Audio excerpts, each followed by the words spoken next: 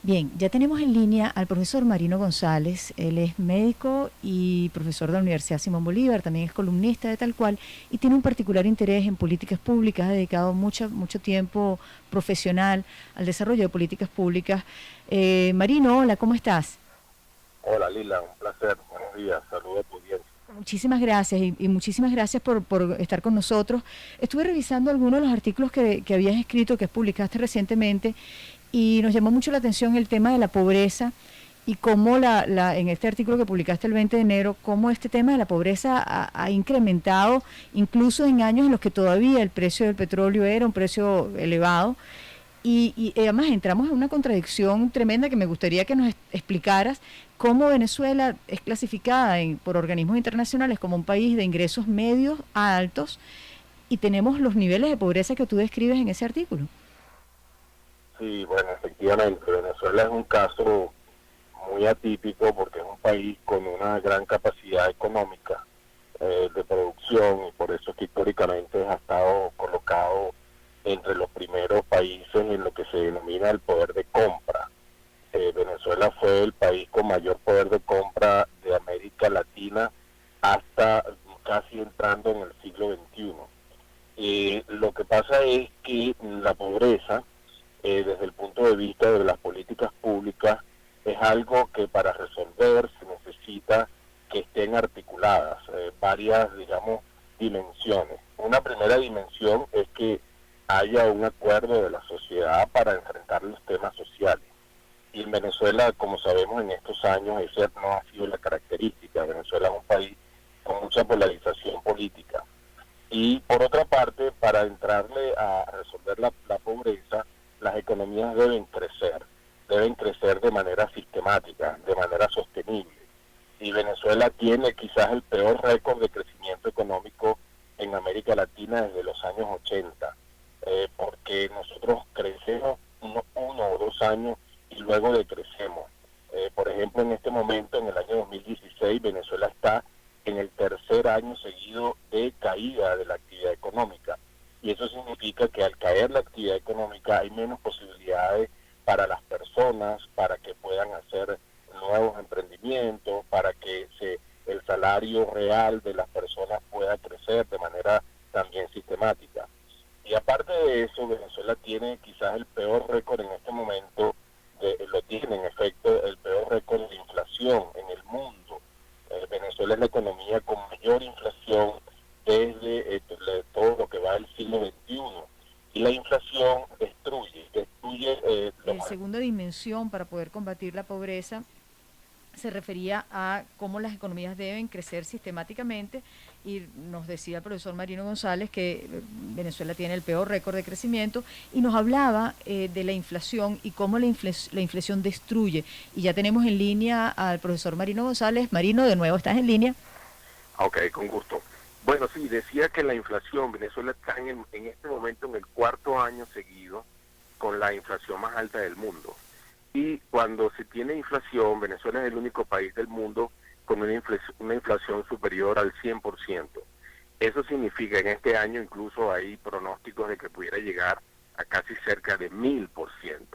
Eso en situaciones, digamos, críticas, lo que hace es que la inflación destruye los activos en términos del valor de las familias, y uno de los activos que destruye de manera más rápida es la capacidad de poder comprar alimentos. Por eso es que cuando hay inflación, cuando se aumenta de una manera tan grande el valor de los alimentos, los que sufren más son aquellas personas de menores recursos. Y esa es la razón por la cual Venezuela tiene entonces esa gran contradicción.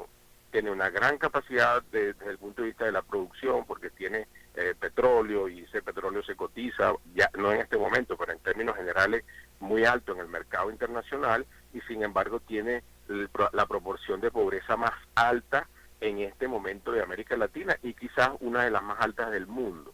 Y entonces eso tiene que ver, o la razón fundamental es que la pobreza, para resolver los problemas de la pobreza, para reducir la pobreza, se necesita una combinación de políticas que en este momento no están presentes en el caso venezolano. Y eso hace, por supuesto, que no solamente afecta a los alimentos, como ya lo hemos visto, Venezuela tiene el 50% de su población, de acuerdo con los datos que hicimos en el estudio del año 2015 de varias universidades. El 50% de la población no tiene el acceso desde el punto de vista económico para la compra de los alimentos.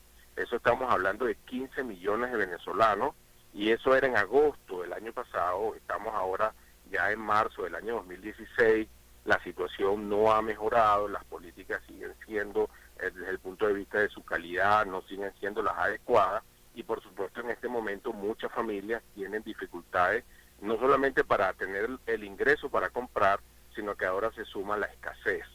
Entonces, bueno, si a eso pasa con los alimentos, también está el rubro de los medicamentos por las mismas razones.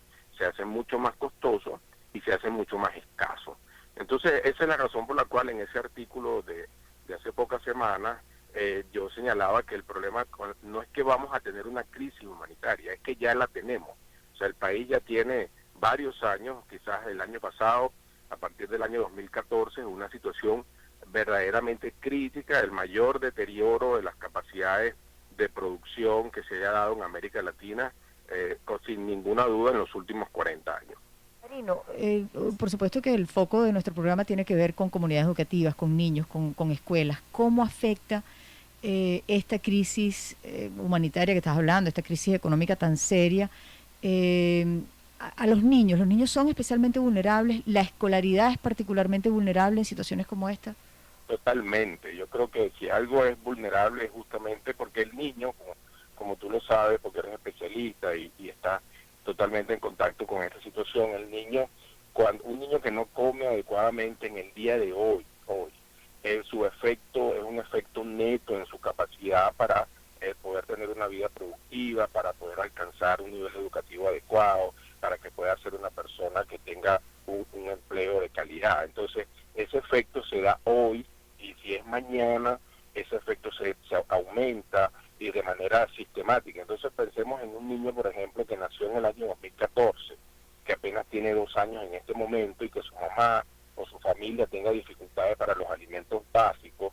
Cuando ese niño que va a ir al preescolar o está yendo al preescolar tiene dificultades para conseguir los alimentos básicos, pues todo el proceso de aprendizaje se empieza a afectar, o empieza a ser afectado desde este momento.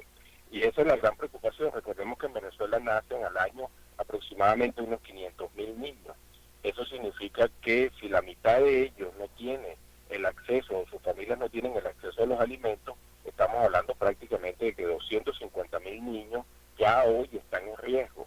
Si a eso le sumamos con los que vienen de los años anteriores, pues la verdad que la situación es muy preocupante, y por eso es que en situaciones para corregir estos desequilibrios que son tan marcados, que son tan agudos, los principales elementos, los primeros elementos que hay que tomar en cuenta son a los niños y a las mujeres embarazadas.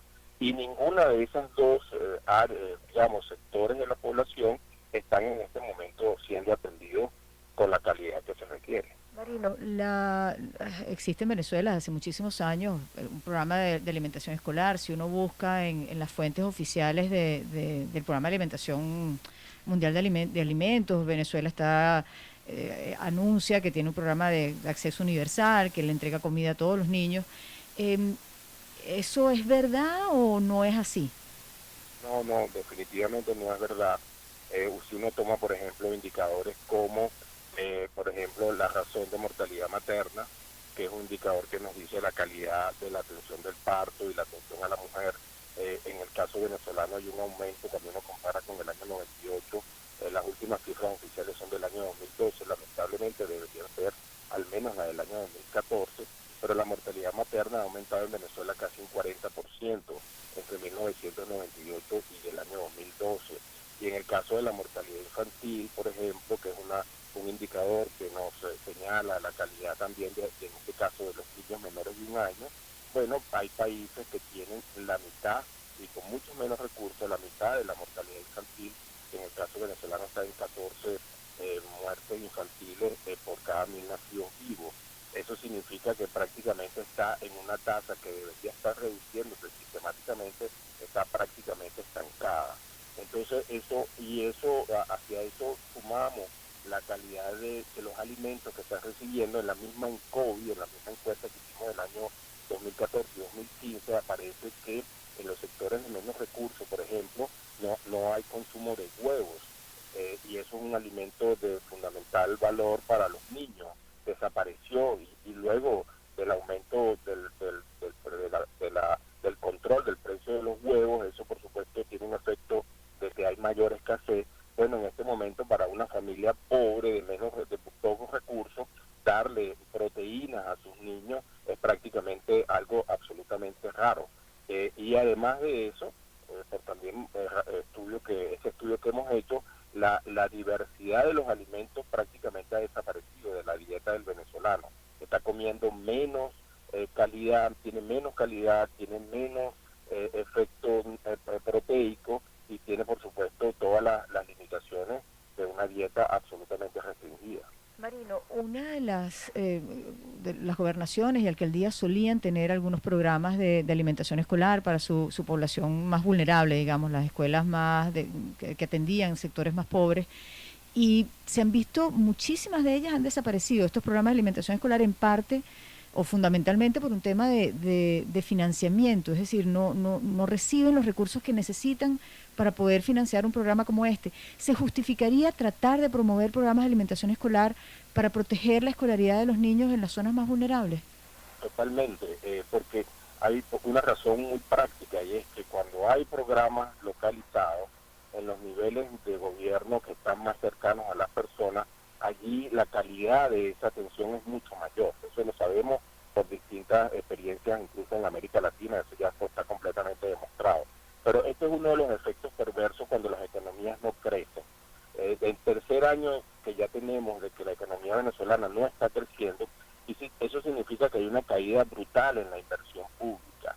Y eso significa que muchos de estos programas, como tú bien mencionas, que antes eran financiados por los recursos que recibían las alcaldías, que provenía justamente de las erogaciones que tienen que hacerse vía el situado de los estados y el situado de los municipios, no solamente que disminuyen porque hay una caída de la inversión pública, porque no existen, sino que ahora se agravan porque lo poco que hay, o lo poco que pueda tener de ingresos, es afectado por la inflación. Entonces, una comida o un conjunto de alimentos que se puedan proveer a esos niños, ahora resulta que tiene el doble o el triple de su valor. Y recordemos que los alimentos aumentaron 300% del año pasado. Es decir, que fue una inflación mucho mayor que la del promedio de los demás bienes. Esto significa entonces que, por supuesto, estas alcaldías e incluso organizaciones no gubernamentales o asociaciones digamos, de todo punto de vista filantrópico, que pudieran estar en el país prestando esta atención, ya no lo pueden hacer por las situaciones críticas desde el punto de vista financiero, con lo cual lleva al punto anterior. En una situación que se quiera modificar esta terrible, digamos, complejo de cosas que están afectando a los venezolanos, pues una de las prioridades en la recuperación económica es atender, es una señal de alarma completamente muy evidente que tenemos, y es que debe haber unos programas de asistencia directa, de subsidios directos a los millones de niños y a los cientos de miles de mujeres embarazadas que en este momento están en el país. Eso es una condición prácticamente sine qua non de cualquier proceso de cambio que se quiera establecer en Venezuela. Tenemos datos que dicen que cuando no llega la comida a la escuela, el niño ni siquiera va a la escuela. Es decir, o la escuela suspende las clases y no termina la jornada completa, o simplemente la madre ni siquiera se ocupa de enviarlo, digamos, evita gastarse el traslado del chico a la escuela. Suena como que tenemos que actuar ya sobre este tema de la alimentación escolar. Es decir, ¿esto puede esperar? No, esto no puede esperar, por eso es que insistí, porque te lo comenté antes, ¿no? O sea, esto no es algo que va a venir, esto es algo que ya está aquí. O sea, ya hay una situación de emergencia. Toda mamá que tenga su niño, que tenga el drama, o sea, pensemos en lo que somos padres, que en el drama que significa que su hijo no pueda recibir en el día el alimento que requiere.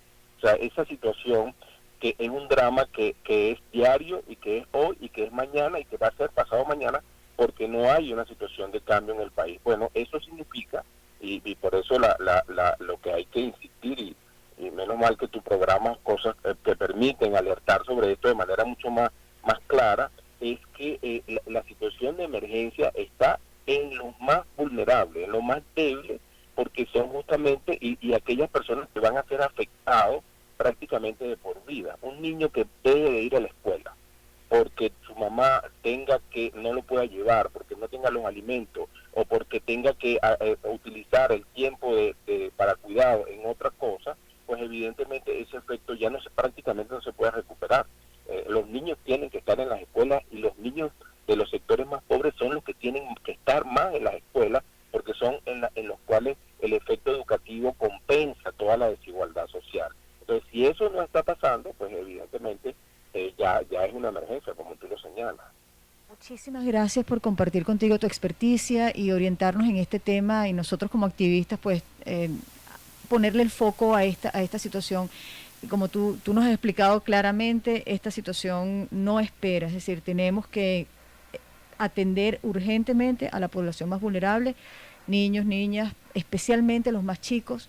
Adolescentes no son tan vulnerables, no es que no lo sean, pero ya no lo son tanto como jóvenes en edad preescolar o chicos en edad escolar, y por supuesto madres embarazadas, como tú destacabas. Gracias por ayudarnos a poner el foco en este tema y motivarnos a trabajar como activistas ciudadanos en la solución de este problema. Muchísimas gracias, Marino, y esperamos poder hablar contigo más adelante y tener mejores noticias en ese momento.